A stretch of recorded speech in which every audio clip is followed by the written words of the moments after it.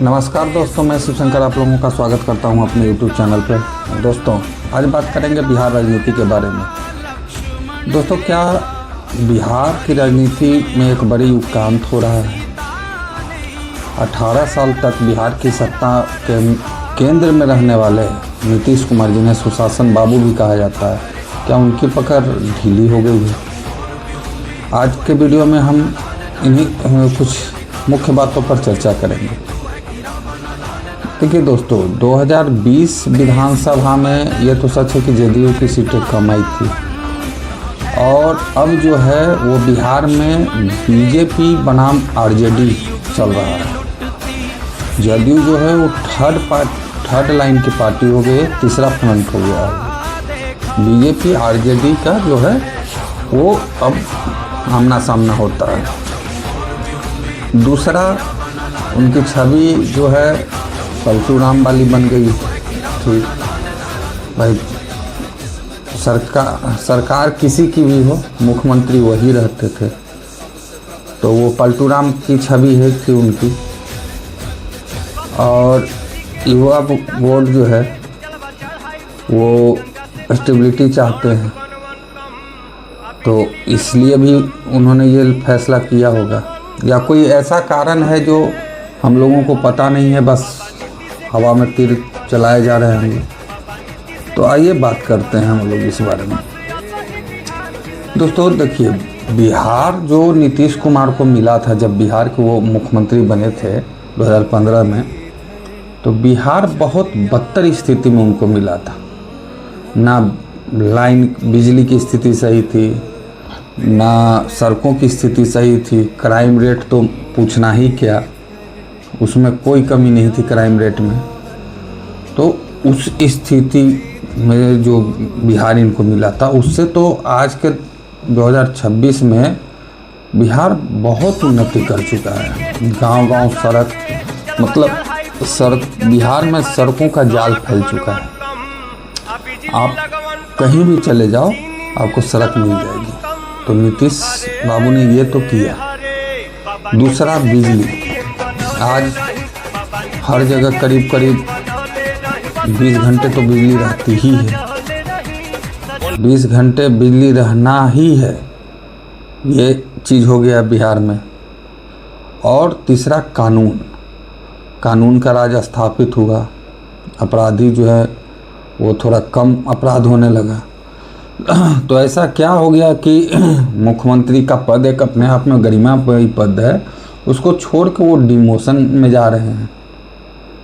लोग अपर जाता है, मुख्यमंत्री से प्रधानमंत्री बनता है, प्रधानमंत्री से उपराष्ट्रपति बनता है, उपराष्ट्रपति से राष्ट्रपति बन सकता है। लेकिन ऐसा नहीं होता कि राष्ट्रपति से कोई व्यक्ति उपराष्ट्रपति बनेगा, फिर प्रधानमंत्री बनेगा, फिर मुख्यमंत्री बनेगा, फिर विधायक बनेगा, मतलब फिर मुखिया बनेगा, या सरपंच बनेगा, या आम आदमी बनेगा। ऐसा नहीं होता है।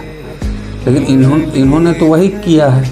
मुख्यमंत्री से वो राज्यसभा में जा रहे हैं, तो वो डिमोशन है एक तरह से।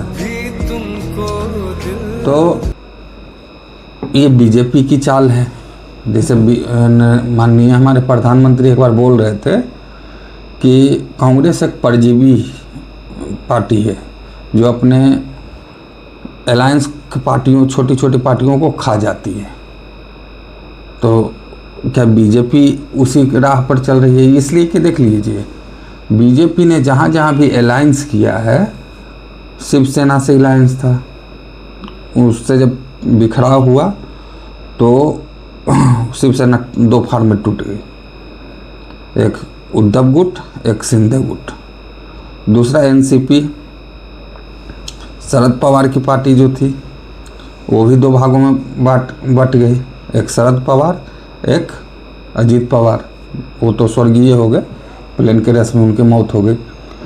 तो ये ऐसी स्थिति, अब यही स्थिति बिहार में आ चुकी है। बिहार में देखिए, अब नीतीश कुमार मुख्यमंत्री थे, उन्होंने आज इस्तीफा दे दिया बिहार से, और बीजेपी जो है, अब बीजेपी का चेहरा कोई मुख्यमंत्री बनेगा, भाई वो दावेदार हो गए। तो ऐसा क्या हुआ कि नीतीश कुमार इतने दबाव में आके उन्होंने इस्तीफा दिया मुख्यमंत्री से किसी को बचाने के लिए किया या कुछ किया। तो मुझे ऐसा लगता है दोस्तों कि नीतीश कुमार ने ये फैसला किसी के दबाव में तो वो आने वाले नहीं है। अब असलियत तो भाई उनके मन में है कि क्या असलियत है, हो सके किसी तरह का उनको डरा के या किसी तरह का मतलब उनको भय दिखा के उनसे करवाया जा रहा है। कुछ लोग तो यहाँ तक बोल रहे हैं कि नीट छात्रा में जो उनके बेटे निशांत का नाम आया है उस चलते भी हो रहा है।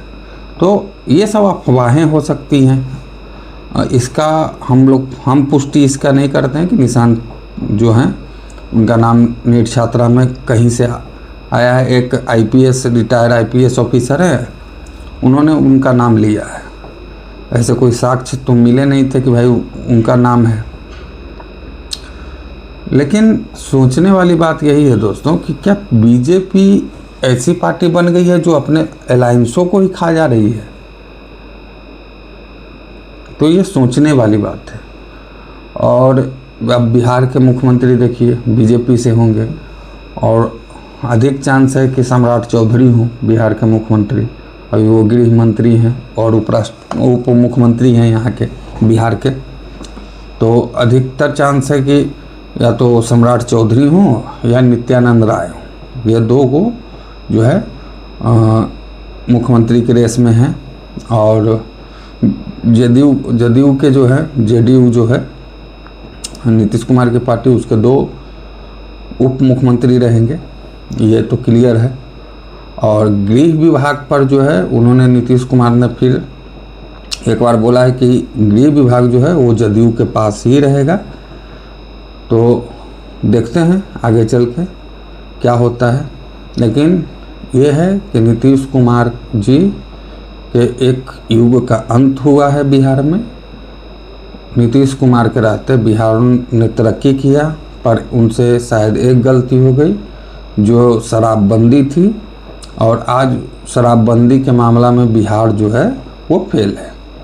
और फेल इसलिए है कि शराब हर जगह मिल रही है, कहीं कोई कमी नहीं है शराब की।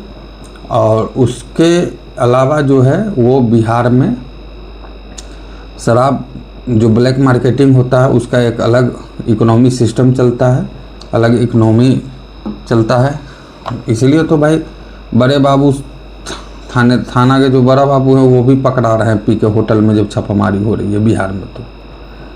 तो यही चीज़ें हैं। और दारू बिहार में आ रही है, लगातार आ रही है। अब आने वाले मुख्यमंत्री जी से देखते हैं कि वो क्या कर सकते हैं। बिहार में दारू चालू होती है या बंद होती है। नीतीश कुमार से यही गलती हो गई, उन्होंने बिहार में दारू बंद किया। और बिहार का खजाना भी इस समय खाली हो गया है। हर सारी परियोजनाओं को रोक दिया गया है। सिर्फ जो मासिक भत्ता मिलता है लोगों को, सैलरी, उसके लिए पेमेंट आवंटन किया जा रहा है लोगों को। ट्रेजरी उसके लिए पैसा दे रही है सब लोगों को। और बाकी कोई भी परियोजना जो है उसको रोक दिया जा रहा है। 50 लाख के नीचे वाली जो परियोजना है उनको भी रोक दिया गया है। तो ये सब चीज़ें हैं बिहार में अभी चल रही है। नीतीश बाबू हमारे आज इस्तीफा दे चुके हैं, वो मुख्यमंत्री नहीं हैं। और उन्होंने अमित शाह के साथ राज्यसभा में जाके अपना नामांकन भरा है। अब आगे देखते हैं बिहार में क्या होता है। लेकिन ये तो कह सकते हैं कि एक बिहार का विकास पुरुष जो था वो आज बिहार को छोड़ के जा रहा है। और उसने बिहार को बहुत कुछ दिया, ईमानदार छवि के नेता रहे।